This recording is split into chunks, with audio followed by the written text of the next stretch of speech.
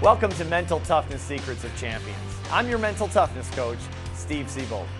This episode, we're going to be talking about how to apply the mental toughness secrets of champions to your business or career. The enemy of the champion is delusion. Middle-class thinkers live in a state of mild delusion, especially when it comes to their careers. The average person believes they are far more competent at what they do for a living than they actually are. Many people believe they are overworked and underpaid, and this is rarely true. In a free market economy, we are normally getting paid very close to what we're worth. Employers aren't stupid. They're not going to pay $100,000 a year for a job that's only worth $75,000. If they did, they wouldn't be in business very long. Compensation is based on supply and demand, so if you're not getting paid what you believe you're worth, you're always free to lease your professional services to another organization.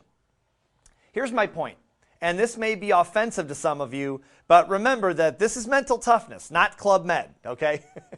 Middle-class thinkers live in delusion. World-class thinkers live in objective reality. The world-class thinker knows that her compensation is directly related to the number or size of problems she is solving for an organization.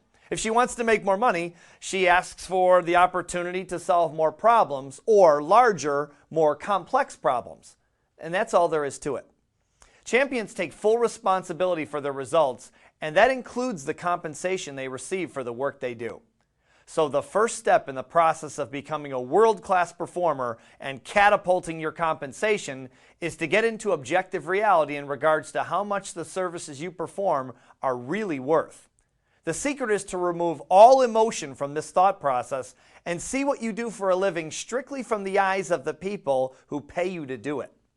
The first critical thinking question to ask yourself is, how difficult would it be to replace you? The second question is, how much would it cost to replace you? And the final question is, what would you have to do to double your income in the next 12 to 24 months? Once you begin asking critical thinking questions like these, you've already started the process of differentiating yourself from your competition. And if you're not sure of the answers, schedule a short meeting with your boss. The downside of getting into objective reality is it can be painful to face the truth. The upside is you know exactly where you stand and precisely what you need to do to dramatically increase your pay. Talk to most middle-class thinkers and they'll swear to you that their company is paying them the least amount of money they have to. The truth is your employer would love to make you rich. They'll gladly pay you more money than you can spend if you can help them solve complex problems no one else can.